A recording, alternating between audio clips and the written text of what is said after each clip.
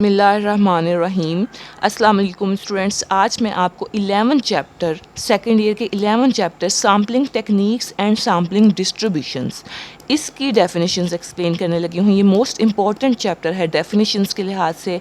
इसमें जितनी भी डेफिनेशन होती हैं बाज़ औक़ात वो सारी की सारी पेपर में आ जाती हैं, MCQs के लिहाज से इंपॉर्टेंट है। तो ये वीडियो एंड तक देखें, मैं आपको डेफिनेशन प्लस MCQs एक्सप्लेन करूँगी और आपको कोई कन्फ्यूजन इंशाल्लाह नहीं रहेगी। और ये बात आपको भी पता है कि मैंने मार्क्स डिवीजन की एक वीडियो पहले बना चुकी हूँ, स्टार्टिंग वीडियोस में से है कि सेकेंड ईयर के मार्क्स डिवीजन पेपर के अकॉर्डिंग कैसे होता है। उसके अकॉर्डिंग फिर आपको पता है मेजर पोर्शन जो है मार्क्स के लिहाज से वो MCQs एंड डेफिनेशंस का है, इसलिए आपको ये बड़े अच्छे तरीके से तैयार करनी है जी। पहली डेफिनेशन है पॉपुलेशन आर यूनिवर्स। पॉपुलेशन क्या होती है? A population is the totality of the observations made on all the objects. यानी कि पॉपुलेशन एक वैल्यूज़ का ऑब्जर्वेशंस का मजमूआ है, टोटलिटी ऑफ द ऑब्जर्वेशंस उनका मजमूआ है जो कि made on all the objects under investigation. यानी कि जिस चीज़ के बारे में हम इंटरेस्टेड हैं, या हम लिख सकते हैं made on the objects in which we are interested, या अंडर इन्वेस्टिगेशन जिस पे हम तहकीक कर रहे हैं, जिसके बारे में हम इंटरेस्टेड हैं। Possessing some common specific characteristic which are, और मोस्टली वो ऐसा होता है पॉपुलेशन में, हम मजमूआ उन चीज़ों का ही होता है जिनकी आपस में मुशाबहत हो, करीब करीब हों, यानी कि एक ही फैमिली से बिलोंग करती हूँ। फॉर एग्ज़ाम्पल हम पॉपुलेशन में कह सकते हैं number of trees in a country, तो वो तकरीबन मुशाबहत उनमें क्या है कि वो सब ट्रीज़ हैं। Number of chairs in a country हो सकता है, उनमें मुशाबहत क्या है कि वो चेयर्स हैं। नंबर ऑफ़ पर्सनस हो सकता है which are of particular interest to researcher, यानी कि रिसर्चर जिस चीज़ के बारे में इंटरेस्टेड है उसमें मुशाबहत होती है, और उन चीज़ों की ऑब्जर्वेशन के मजमूए को हम पॉपुलेशन कहेंगे। बड़े अच्छे तरीके से आपने डेफिनेशन तैयार करनी है, इस यहाँ तक आपने याद करनी है, उसको लिखना भी है, बार बार लिखें, आपको ये याद हो जाएगी। द पॉपुलेशन इज़ द इसके अलावा आपने कहीं और से अगर याद की है तो आप वो भी कर सकते हैं तैयार। यहाँ से करेंगे तो ज़्यादा अच्छे मार्क्स मिलेंगे, इसकी वर्डिंग ज़्यादा अच्छी है। या अगर आपने कोई छोटी डेफिनेशन याद की हुई है तो इसमें कुछ ऐड कर लें, यहाँ से कोई लाइन, कोई वैल्यू, कोई word. The population is the aggregate of the elements, and these elements are the basic units that comprise and define a population. The population must be defined in terms of ये है, important नहीं है, ये आप बस read एक बार कर लें, ऐसा इसकी इम्पोर्टेंस नहीं है। Finite population. फाइनाइट पॉपुलेशन क्या है? Population is said to be finite if it includes a limited number of elementary units objects और ऑब्जर्वेशंस। कि पॉपुलेशन फाइनाइट तब होगी जब उसमें एक लिमिटेड तादाद हो, यूनिट्स की एक लिमिटेड तादाद हो। जैसे हम कह सकते हैं number of chairs in a college, number of teachers, number of students in a college, क्योंकि वो एक लिमिटेड तादाद है और उनका रिकॉर्ड भी हमारे पास मौजूद है, हम उनको कर सकते हैं काउंट। एग्ज़ाम्पल, अच्छा एक मेरी बात सुन लें कि आपने जब भी कोई डेफिनेशन आपसे पूछी जाए, पॉपुलेशन की पूछी जाए, फाइनाइट पॉपुलेशन किसी की भी, आपने डेफिनेशन लिखने के बाद उसकी एक कोई एग्जांपल ज़रूर देनी है। एग्जांपल देने से आपको जो है डेफिनेशन के 2 मार्क्स हैं वो पूरे के पूरे मिल जाएंगे, अदरवाइज़ आपको 1.5 या 1 पॉइंट भी मिल सकता है जी। इसकी फाइनाइट पॉपुलेशन की एग्जाम्पल्स में क्या है? Examples of a finite population are the heights of all students enrolled at a college in a given year, the wages of all employees of a steel mill in a given year. Clear? Finite population के बाद infinite population है।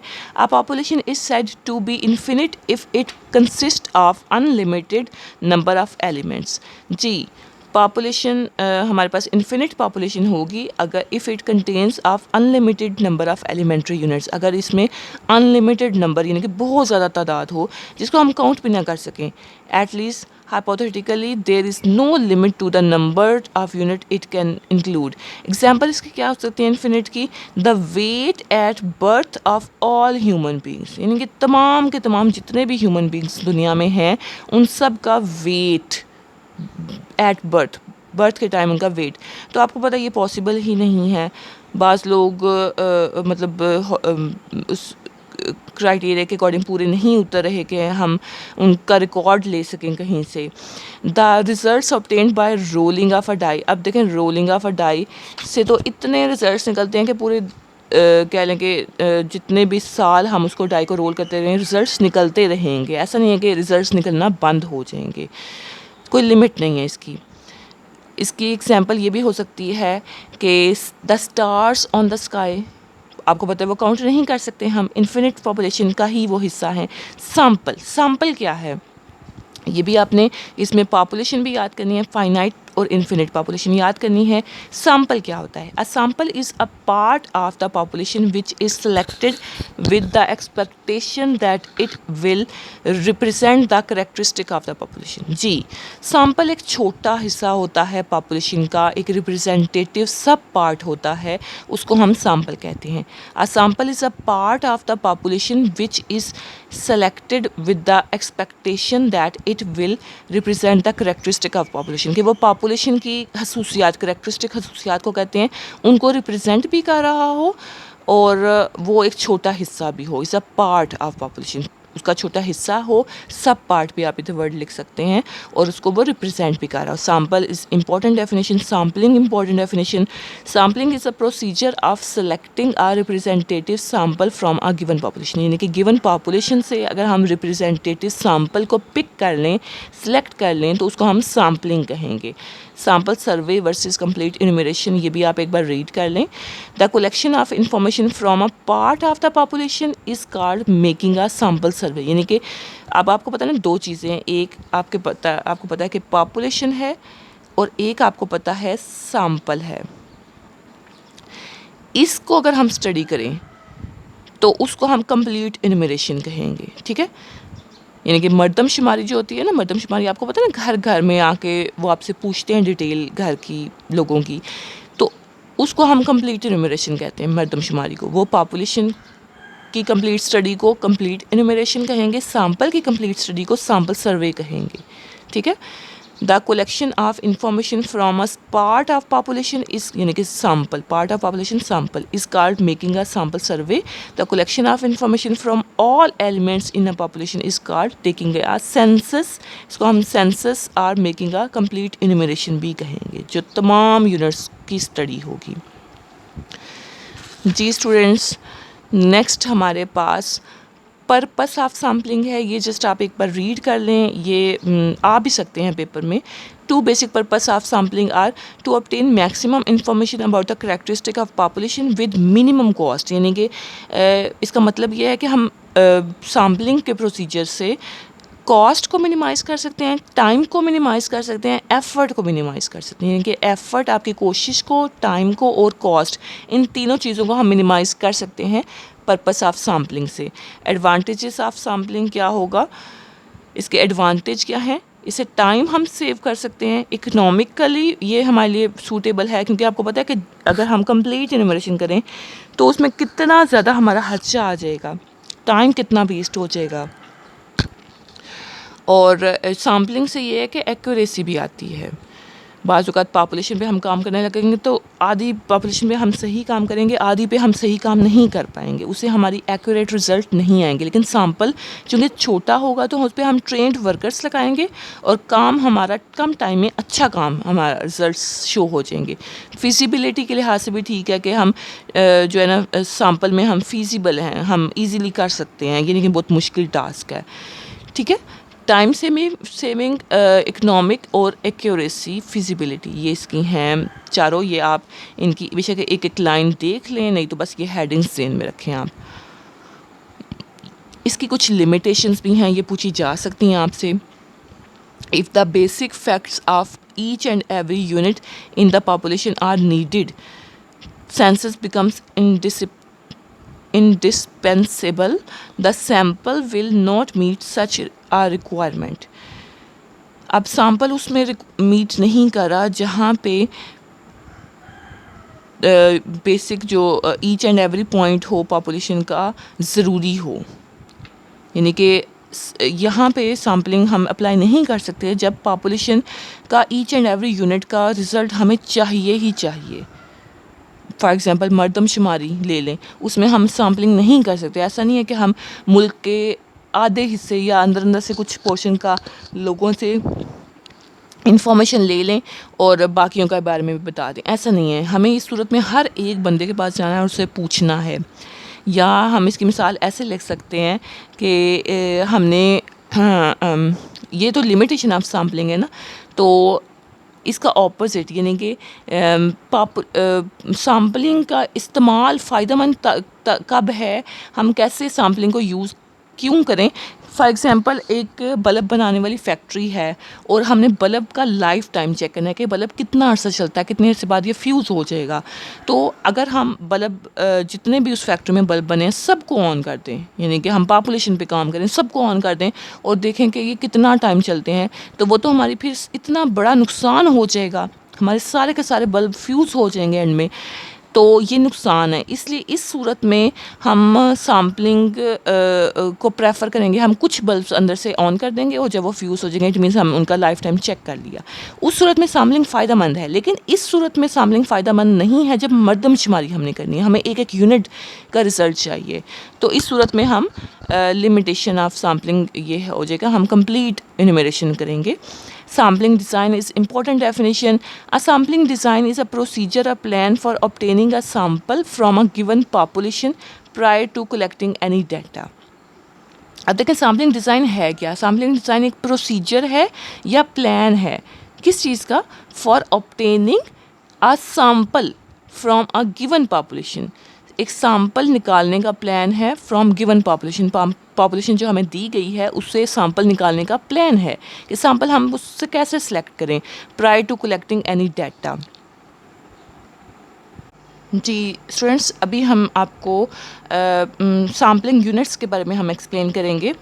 Sampling units are both those basic units of the population in terms of which the sample design is planned। कि sampling units क्या हैं, population units ही के बराबर हैं। Population units को ही सैम्पलिंग यूनिट्स कहते हैं क्योंकि इनसे हम रिज़ल्ट्स निकालते हैं एज अ सैम्पल, और इसको हम सैम्पलिंग डिज़ाइन कहेंगे। ये जो प्रोसीजर है, इट मीन्स ये समझ आई है कि सैम्पलिंग यूनिट्स पॉपुलेशन के यूनिट्स को ही कहते हैं क्योंकि हम इससे सैम्पल निकालते हैं, सैम्पल डिज़ाइन प्लान करते हैं। जी स्टूडेंट्स, सैम्पलिंग फ्रेम क्या होता है। Sampling frame is a complete list of the sampling units, यानी कि सैम्पलिंग यूनिट्स यहाँ पे जो अभी हमने पढ़े हैं ना, जो कि कंप्लीट पॉपुलेशन यूनिट्स होते हैं, इसको अगर हम एक लिस्ट इसकी बना लें, एक पेज पे कॉपी पे लिख लें और लिस्ट बना लें, तो वो हमारा सैम्पलिंग फ्रेम होगा। For example, a complete list of all the students in a college on 1995 is the frame. A complete list of all households in a city is an other example of the frame, यानी कि frame में हम तमाम चीज़ों को लिख देते हैं, तमाम यूनिट्स को लिख देते हैं। Types of sampling design. अब सैम्पलिंग डिज़ाइन की कितनी टाइप्स हैं, 2 टाइप्स हैं। एक है नॉन प्रोबेबिलिटी सैम्पलिंग, एक है प्रोबेबिलिटी। सैम्पलिंग डिज़ाइन की टाइप्स मतलब कि आपने जो अपना सैम्पल सेलेक्ट करना है पॉपुलेशन से, आपको पता ना कि पॉपुलेशन मौजूद है आपके पास जो कि एक बड़ा हिस्सा है, इससे एक छोटा हिस्सा आपने सैम्पल निकालना है, इसका प्रोसीजर सैम्पलिंग होगा। और अब ये इससे निकालने का प्रोसीजर सैम्पलिंग है, तो ये पूरा का पूरा सैम्पल डिज़ाइन है ना कि आपने सैम्पल डिज़ाइन किया, निकालना है। तो सैम्पल डिज़ाइन करने के क्या तरीके हैं, 2 टाइप्स हैं, non probability sampling, probability sampling. कि आपने प्रोबेबिलिटी सैम्पलिंग से सैम्पल निकालना है या नॉन प्रोबेबिलिटी सैम्पलिंग से सैम्पल निकालना है, ये दोनों हैं क्या, ये इसकी डेफिनेशन दोनों की इंपॉर्टेंट है। ये मैं आपके सामने पढ़ रही हूँ, आपको समझाऊंगी। A non probability sampling is a procedure in which we can not assign to an element of a population the probability of its being included in the sample. कि नॉन प्रोबेबिलिटी सैम्पलिंग एक procedure है, ये वाला एक procedure है in which we can not assign to an element of population the probability of its being included in the sample. जैसे कि हम इसमें स्टूडेंट्स को, अगर एक क्लास है उसमें से हमने स्टूडेंट्स कुछ सिलेक्ट करने हैं एज अ सैम्पल, और हम हर एक की प्रोबेबिलिटी ना बता सकें, यानी कि अगर मैं इसकी बात करूँ ना, प्रोबेबिलिटी रैंडम सैम्पलिंग, तो इसमें मैं सब स्टूडेंट्स की प्रोबेबिलिटी पहले से बता सकूँगी कि इस स्टूडेंट की सिलेक्ट होने की ये प्रोबेबिलिटी है, इस स्टूडेंट की सिलेक्ट होने की ये प्रोबेबिलिटी है, इस स्टूडेंट की सिलेक्ट होने की ये प्रोबेबिलिटी है। तो उस सूरत में फिर सबकी प्रोबेबिलिटी बराबर भी होगी। फॉर एग्ज़ाम्पल क्लास में 50 स्टूडेंट्स हैं, तो मैं कहूँगी एक स्टूडेंट की प्रोबेबिलिटी कितनी है 1/50, दूसरे की भी 1/50, 1/50, 1/50, यानी कि सब की बराबर भी है और मुझे पता भी है पहले से। ये प्रोबेबिलिटी रैंडम सैम्पलिंग में है। लेकिन नॉन प्रोबेबिलिटी रैंडम सैम्पलिंग में ऐसा नहीं है, सब की प्रोबेबिलिटी बराबर भी नहीं होगी और पता भी नहीं होगी। A non probability sampling is a procedure in which we can not assign to an element of population the probability of its being included in the sample. अब मैं यहाँ पे थोड़ा सा रीड करती हूँ कि आपको शायद थोड़ा सा मज़ीद क्लियर हो जाए। We often make inferences about the population from arbitrary and informal samples. A wheat dealer forms his opinion about a sack full of wheat by examining just a few grains. To say about the quality of rice cooked in a big pot, the cook takes only a spoonful of rice to taste and decide on its quality of cooking. Such arbitrary selections are frequently made in research in biological and physical sciences, यानी कि हम उससे एक बहुत छोटा सा हिस्सा pick कर लेते हैं और वो ऐसा नहीं है कि हम उनमें से सब को पिक करेंगे। हमको एक स्पून खाने की, एक चम्मच को टेस्ट कर लेंगे, उससे हमें अंदाज़ा हो जाएगा कि बाकी कैसे हैं। यानी कि ऐसा नहीं कि सबको सिलेक्ट किया जाए। प्रोबेबिलिटी सैम्पलिंग में मैंने आपको एक्सप्लेन कर दिया है कि इसमें अगर एक स्टूडेंट क्लास में कुछ स्टूडेंट्स को पिक करना है तो उसकी रिज़ल्ट, उसकी प्रोबेबिलिटी पहले से पता हो और बराबर भी हो, उसको हम प्रोबेबिलिटी सैम्पलिंग कहेंगे। A probability sampling is a process in which the sample is selected in such a way that every element of a population has a non-zero, not necessarily equal probability of being included in the sample, कि वो हमें पहले से पता होगी और zero नहीं है। और इसके अलावा the advantages of probability sampling is that it provides a measure of precision of the estimates. खैर ये आप रीड कर लें एक बार, लेकिन याद आपने यहाँ से लेके यहाँ तक करनी है और इसकी याद यहाँ से लेके यहाँ तक करनी है, और ये दोनों इंपॉर्टेंट डेफिनेशंस हैं। रैंडम सैम्पलिंग विद रिप्लेसमेंट, ये को मैं थोड़ा सा ज़ुबानी एक्सप्लेन कर देती हूँ। रैंडम सैम्पलिंग विद रिप्लेसमेंट, कि अगर फॉर एग्जांपल एक बॉक्स है, उसमें बॉल्स पड़े हुए हैं, डिफरेंट बॉल्स हैं, हमने एक बॉल उठाया, उसका कलर नोट किया और वापस बॉक्स के अंदर बॉल डाल दिया, ठीक है। फिर एक और उठाया बॉल, उसका कलर नोट किया, उसको अंदर डाल दिया, यानी कि आंखें बंद करके हमने बॉल उठाना है, उसका कलर नोट करना है, वापस अंदर डाल दिया। चूँकि हम बॉक्स के अंदर वापस बॉल्स को डाली जा रहे हैं, तो ये विद रिप्लेसमेंट हमारी सैम्पलिंग होगी, यानी कि हम सैम्पलिंग कर रहे हैं, रैंडमली आंखें बंद करके अंदर से बॉल निकालते हैं, लेकिन वापस उसको अंदर रिप्लेस कर देते हैं। ये सैम्पलिंग विद रिप्लेसमेंट है। ये भी आप एक बार रीड कर लें, डेफिनेशन आ भी सकती है। रैंडम सैम्पलिंग विदाउट रिप्लेसमेंट में क्या होगा कि हम बॉक्स से बॉल निकालेंगे, आंखें बंद करके उसका कलर नोट करेंगे और उसको बाहर रख लेंगे, बॉक्स में वापस नहीं डालेंगे। विदाउट रिप्लेसमेंट में दोबारा से हम एक सिलेक्शन करेंगे, उसका कलर नोट करके वापस अंदर नहीं डालेंगे, बाहर ही रख देंगे। इसको हम विदाउट रिप्लेसमेंट कहते हैं। और इसमें फिर बॉक्स में बॉल्स कम होते जाएंगे, लेकिन इसमें बॉक्स में बॉल्स कम नहीं होंगे क्योंकि रिप्लेसमेंट होती जा रही है विद रिप्लेसमेंट में। जी स्टूडेंट्स, नेक्स्ट है हमारे पास सिंपल रैंडम सैम्पलिंग। ये भी आपने याद करना है। In simple random sampling is a procedure of selecting a sample of n units from the population of n units in such a way that every unit available for sampling has an equal probability of being drawn. Every sample of size n has the same probability of being selected. अब ये simple random sampling है जो मैंने आपको example दी थी अभी, कि students select करने हैं क्लास में से और सब की बराबर प्रोबेबिलिटी है और हमें पता भी है उसकी प्रोबेबिलिटी, ठीक है।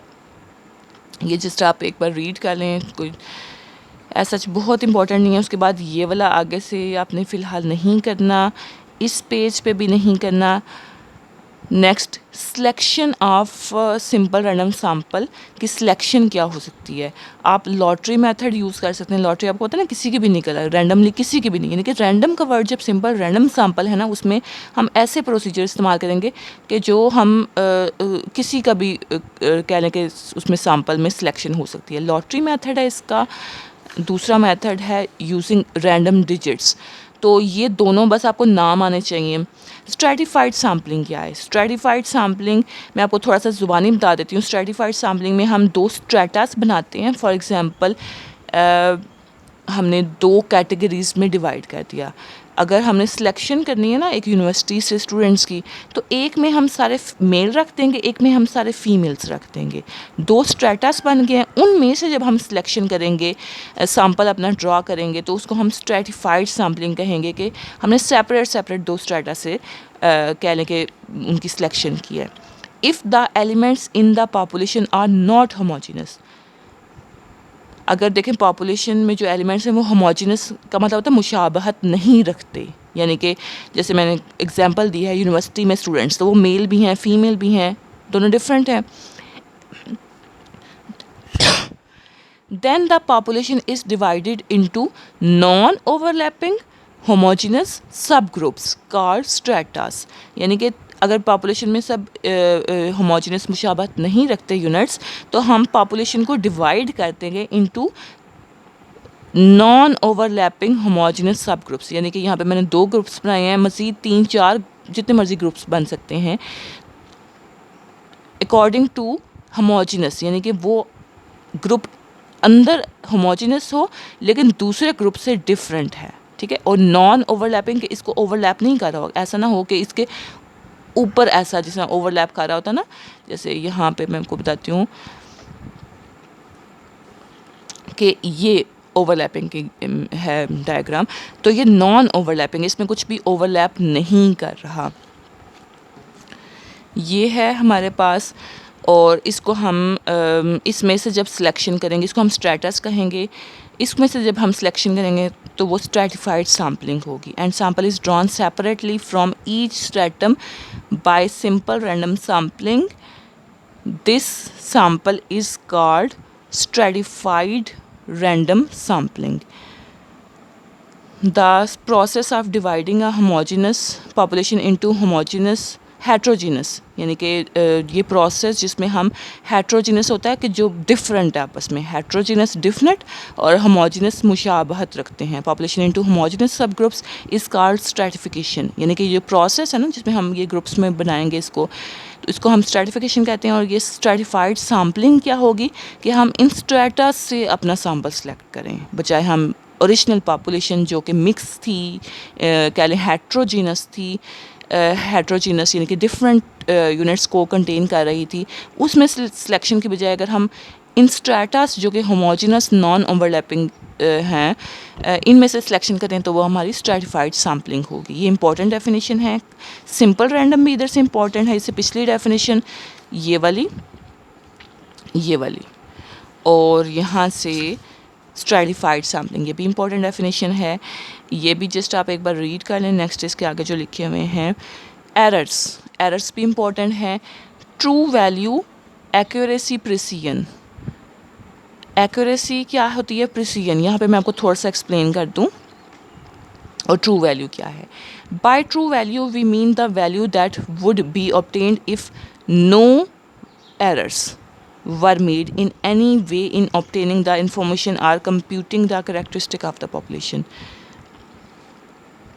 Accuracy क्या है? By accuracy we refer to the difference between the sample result and the true value. The smaller the difference, the greater will be accuracy. Accuracy can be increased by eliminating technical errors by increasing the sample size. Precision क्या है? By precision we refer to how closely we can reproduce from a sample the results which would be obtained if a complete count was taken using the same method of measurement. जी, अब इसमें अगर मैं आपको example दूँ, एक data है हमारे पास, ठीक है, ये डाटा है। एक्यूरेसी तब होगी अगर कह लें कि ये एक कह लें कि हमने इस पे निशाना लगाना है, ये इसका सेंटर है। और एक्यूरेसी तब होगी जब हमारे तमाम रिज़ल्ट्स इधर ही कह लें कि सारे रिज़ल्ट्स इसी पॉइंट के इर्द गिर्द, जो सेंटर हमारा कह लें कि टारगेट है, उस पे ही आसपास यानी कि लग रहे हैं। जितना ये इसके करीब होगा उतना रिज़ल्ट मोर एक्यूरेट होगा। ठीक है, एक्यूरेसी का मतलब है कि हमारे एग्जैक्ट जो पॉइंट है उसके करीब करीब सारे पॉइंट्स लग रहे हैं, तो ये एक्यूरेसी है। प्रिसाइज़ क्या है? प्रिसाइज़ ये है कि हमारे रिजल्ट हमने लगाना शुरू किए हैं तो वो सारे के सारे यहाँ पे लग गए हैं, यानी कि आपस में प्रिसाइज़ तो हैं लेकिन एक्यूरेट नहीं है, यानी कि करीब तरीन तो हैं सारे रिजल्ट्स, लेकिन ऐसा नहीं है कि वो एग्जैक्ट जो हमारा निशाना था उस पे लग रहे हैं, वो किसी और जगह पे लग रहे हैं। तो एक्यूरेसी और प्रिसीजन में यही डिफरेंस है। एक्यूरेसी में एग्जैक्ट जो जगह है उसी पे लगती है और प्रिसीजन में किसी भी जगह पे लेकिन करीब तरीन। By precision we refer to how closely we can reproduce। देखिए ये है close लेकिन different जगह पे हैं। From a sample the results which would be obtained if a complete count census was taken using the same method of measurement।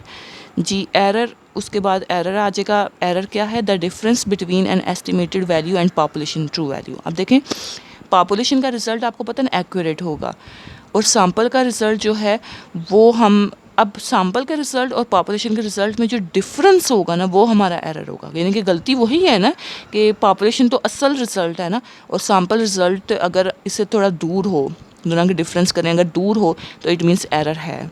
अगर इन ये दोनों आपस में करीब हों सैम्पल रिज़ल्ट और पॉपुलेशन तो एरर कम है, ये ना होने के बराबर है। सैम्पलिंग एरर क्या होता है? ये इंपॉर्टेंट डेफिनेशन है सैम्पलिंग एरर। इधर से ये एक्यूरेसी प्रिसीजन ये भी इंपॉर्टेंट है। सैम्पलिंग एरर इंपॉर्टेंट डेफिनेशन है। A sampling error is the difference between the value of a statistic obtained from an observed random sample and the value of corresponding population parameter being estimated। Sampling error होगा, क्या होगा? Difference होगा between value of statistic obtained from an observed random sample and value of corresponding population parameter। अब देखें ये बात यहाँ पे मैं आपको बता दूँ स्टैटिस्टिक क्या होता है और पैरामीटर क्या होता है। स्टैटिस्टिक ये भी इंपॉर्टेंट डेफिनेशन है कि स्टैटिस्टिक आपका होगा जो सैम्पल का रिजल्ट होगा उसको हम स्टैटिस्टिक कहेंगे। पैरामीटर क्या होगा? जो पॉपुलेशन का रिजल्ट होगा। ये आपको सेपरेट डेफिनेशन भी आ सकती है कि स्टैटिस्टिक एंड पैरामीटर में क्या डिफरेंस है। तो आपने बताना कि सैम्पल के रिजल्ट को हम स्टैटिस्टिक कहेंगे और पॉपुलेशन के रिजल्ट को पैरामीटर कहेंगे। अब स्टैटिस्टिक और पैरामीटर यानी कि जो रिजल्ट्स हैं इन दोनों में डिफरेंस जो होगा ना वो उसको हम सैम्पलिंग एरर कहेंगे। Sampling error is the difference between the value of a statistic obtained from an observed random sample and the value of corresponding population parameter being estimated। जी यानी कि इसको हम ये इसे डिनोट करेंगे E is equals to T minus theta. ये statistic है, ये पहले वाला स्टैटिस्टिक है, माइनस ये थीटा है पैरामीटर। ठीक है, ये पॉपुलेशन का रिजल्ट है, ये सैम्पल का रिजल्ट है, और ये एरर है sampling error.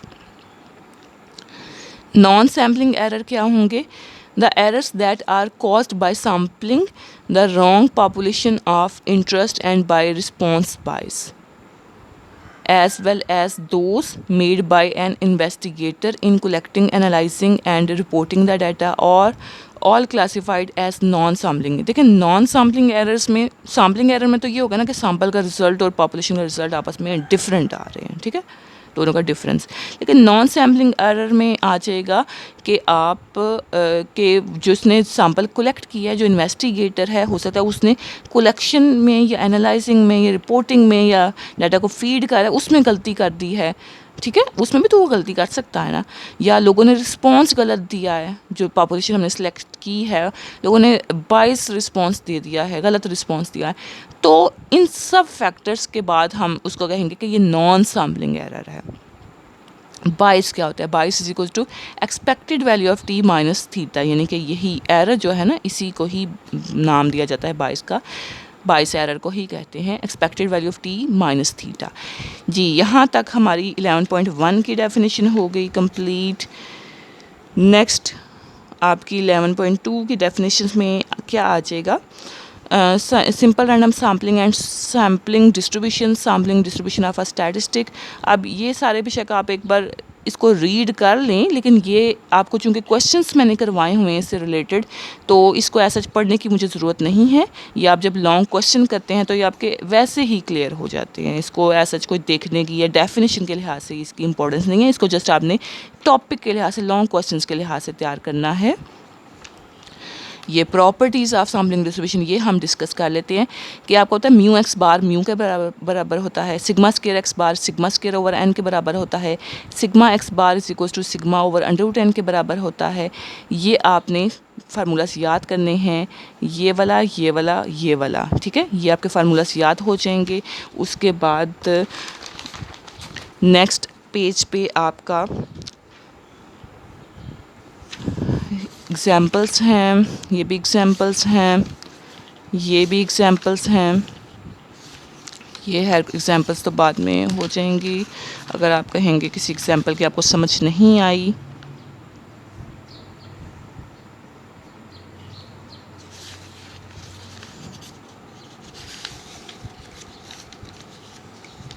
Next I think so 11 chapter आपका कंप्लीट हो गया है इसके लिहाज से, डेफिनेशन के लिहाज से।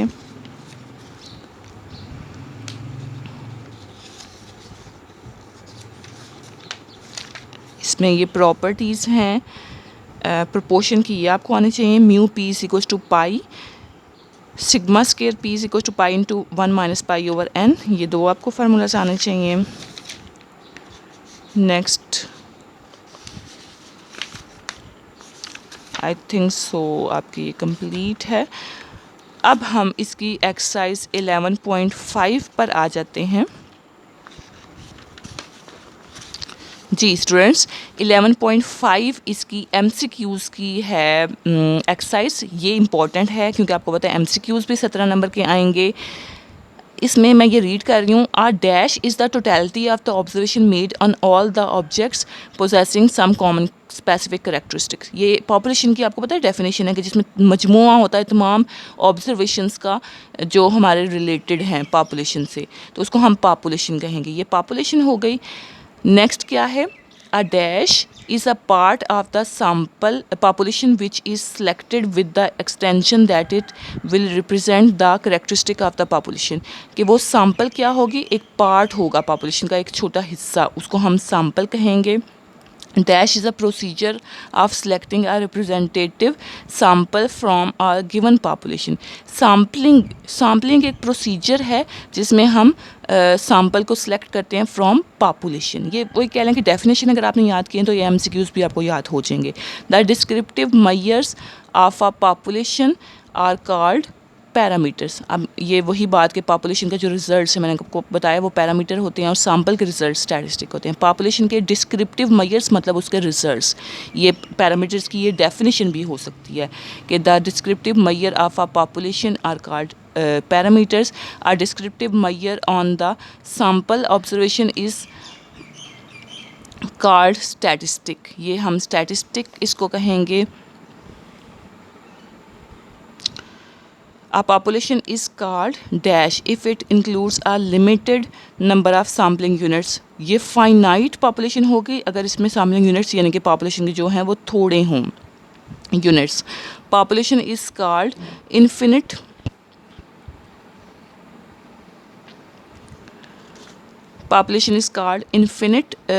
population if it includes an unlimited number of sampling। अगर उसमें unlimited number of sampling हों, sampling units हों, तो वो उसको हम infinite कहेंगे। sampling dash is a complete list of sampling unit. अब आपको पता है कि सैम्पलिंग यूनिट्स की कंप्लीट लिस्ट अगर बनाई जाए तो उसको हम सैम्पलिंग फ्रेम कहते हैं। A dash sampling is a procedure in which we can not assign to an element of the population the probability of its being included in the sample. कि non probability sampling एक ऐसा procedure है जिसमें we can not assign to an element of the population the probability of its being included in the sample, कि जिसमें हमें नहीं पता कि किसकी कितनी प्रोबेबिलिटी है सिलेक्शन की, ठीक है, ये हमारे पास नॉन प्रोबेबिलिटी की एक डेफिनेशन है। Probability sampling is a process in which the sample is selected in such a way that every element of population has a known non-zero probability, यानी कि उसकी probability हमें पता हो, उसको हम probability sampling कहेंगे। And other name of a probability sampling is random sampling। Random sampling क्या होती है? प्रोबेबिलिटी सैम्पलिंग का ही एक दूसरा नाम। अब आपको पता है ना, एक प्रोबेबिलिटी सैम्पलिंग है, एक नॉन प्रोबेबिलिटी सैम्पलिंग है, तो रैंडम सैम्पलिंग प्रोबेबिलिटी सैम्पलिंग को ही कहते हैं। जी स्टूडेंट्स, नेक्स्ट आपके पास है random sampling provides reliable estimators.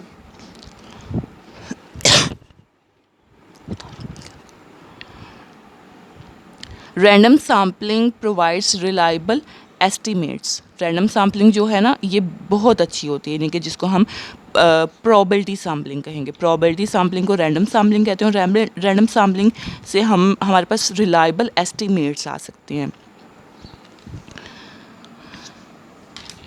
The sampling is said to be dash replacement, यानी कि विद रिप्लेसमेंट है कि without replacement. When the unit selected at random is returned to the population before the next. जब return कर दिया जाए उस box में, बॉल को वापस रख दिया जाएगा, तो वो विद रिप्लेसमेंट है। अगर रिटर्न नहीं किया गया तो उसको हम विदाउट रिप्लेसमेंट कहेंगे।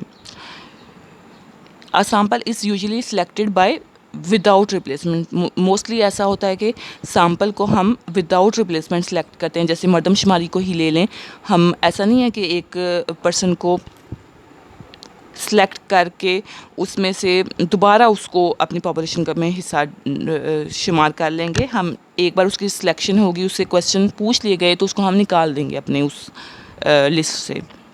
इन sampling with replacement a sampling unit can be selected more than once. अब आपको पता है ना कि विद रिप्लेसमेंट में एक यूनिट को हम 2 दफ़ा या 3 दफ़ा भी सिलेक्ट कर सकते हैं, क्योंकि वो बॉक्स में मौजूद है।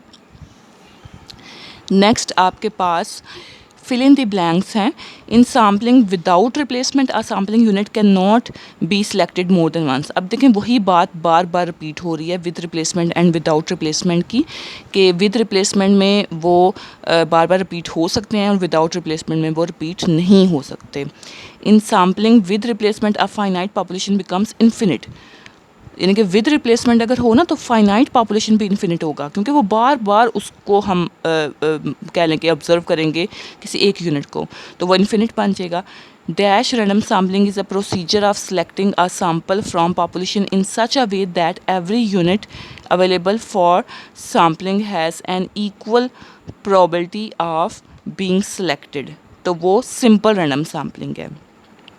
The sampling error decreases by increasing the sample size. Sample size को अगर हम इंक्रीज़ कर दें तो सैम्पलिंग एरर डिक्रीज़ हो जाएगा। यानी कि आपको पता है, सैम्पलिंग एरर को डिक्रीज़ करने का एक तरीका ये है कि हम सैम्पल साइज़ को इंक्रीज़ कर दें। यानी कि अगर हम सैम्पल की अपनी तादाद को बढ़ा देंगे ना, तो वो हमारा रिज़ल्ट मोर एक्यूरेट आएगा। सैम्पलिंग रिजल्ट एरर रिड्यूस हो जाएगा, डिक्रीज़ हो जाएगा।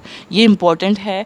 The dash error may be present both in sample survey and census. अब नॉन सैम्पलिंग एरर्स जो है ना, ये दोनों में हो सकते हैं, सैम्पल सर्वे में भी और सेंसस, क्योंकि ये वो गलतियां हैं जो ह्यूमन बींग्स यानी कि जो डाटा कलेक्ट कर रहे हैं उनसे हो रही है। The bias increases by increasing the sample size.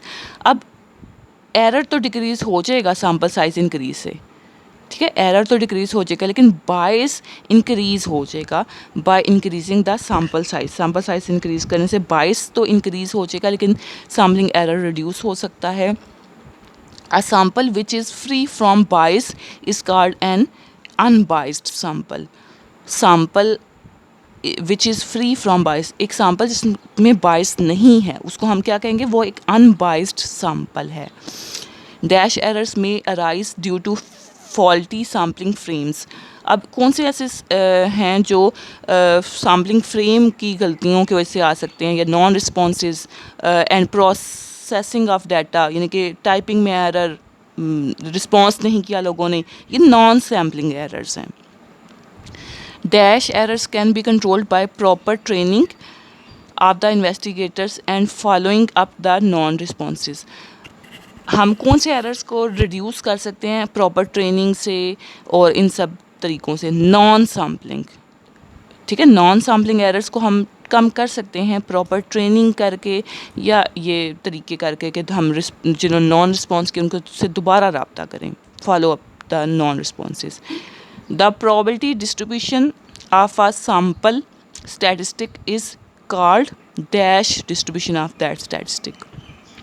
Sampling. The probability distribution of a sample statistic is called sampling distribution of the statistic.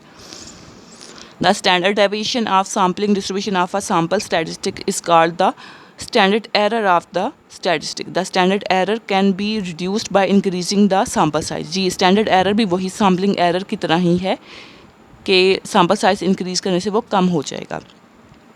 The number of all possible samples of size n taken with replacement जब हम करेंगे ना तो उसका ये होगा formula n की power n, without replacement करेंगे तो फार्मूला ये बन जाएगा NPN, ठीक है। ये दो फार्मूलाज आपको आने चाहिए। A descriptive measure on the sample observations is called parameter and descriptive measure of population is called statistic. गलत, पॉपुलेशन से रिलेटेड पैरामीटर है, स्टैटिस्टिक नहीं है, और सैम्पल से रिलेटेड स्टैटिस्टिक है। A sample statistic is a random variable whereas the parameter being estimated is constant. ये true है कि स्टैटिस्टिक यानी कि जो सैम्पल से रिजल्ट निकला है ना वो रैंडम वेरिएबल है, ठीक है। हाँ, ये भी मैं आपको बता दूं कि जो स्टैटिस्टिक होता है ना, स्टैटिस्टिक जो कि हमारा निकला है किससे, सैम्पल से, और एक होता है पैरामीटर, पैरामीटर पॉपुलेशन से निकला है, ये एक रैंडम वेरिएबल होता है, रैंडम वेरिएबल, और ये कांस्टेंट होता है। इसकी क्या रीज़न है कि इसका तो एक पॉपुलेशन तो एक ही होती है, पॉपुलेशन से तो एक ही रिजल्ट निकलेगा, ये कांस्टेंट होगा, लेकिन सैम्पल तो आपको पता है एक पॉपुलेशन से कई सैम्पल निकल सकते हैं और सैम्पल के फिर कई रिजल्ट्स होंगे, इसलिए वो रैंडम वेरिएबल होता है। जो पॉपुलेशन का पैरामीटर है वो कांस्टेंट होता है, स्टैटिस्टिक रैंडम वेरिएबल होता है। नेक्स्ट,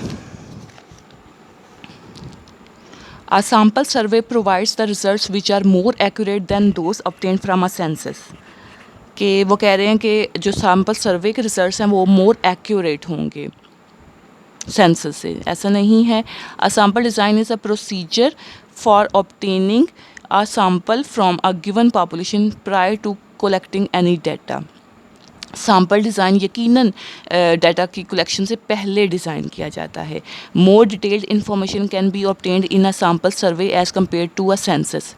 के सैम्पल सर्वे में हम मोर डिटेल्ड इंफॉर्मेशन ले सकते हैं सेंसस की बजाय।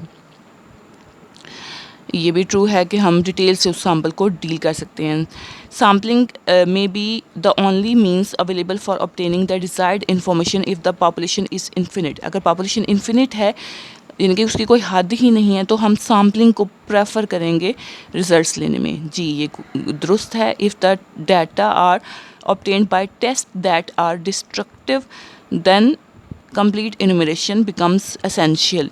तो कंप्लीट इनुमरेशन एसेंशियल हो जाएगी डिस्ट्रक्टिव में। ये मैंने आपको एग्जांपल पहले भी दी है कि एक बल्ब बनाने वाली फैक्ट्री है, उसमें अगर हमने बल्ब का लाइफ टाइम चेक करना है तो हम ऐसा नहीं है कि तमाम के तमाम बल्ब को उस पर लगा देंगे कि कब ये फ्यूज़ हों, उससे तो हमारी डिस्ट्रक्शन हो जाएगी, सब के सब बल्ब फ्यूज़ हो जाएंगे, नुकसान हो जाएगा। इसलिए डिस्ट्रक्टिव सैम्पलिंग जब हमारे पास हो तो उसमें हम complete enumeration become essential if the data are obtained by tests that are destructive। तो वो कह रहे हैं कि डिस्ट्रक्टिव हो उसमें कंप्लीट इनुमरेशन एसेंशियल हो जाती है। नहीं, ये गलत है कि उसमें हमने सैम्पल लेना होता है, कंप्लीट इनुमरेशन नहीं लेनी होती नुकसान से बचने के लिए। Every random sample is a simple every random sample is a simple random sample. No, ऐसा नहीं है। In sampling with replacement, the sample size may be greater than population size।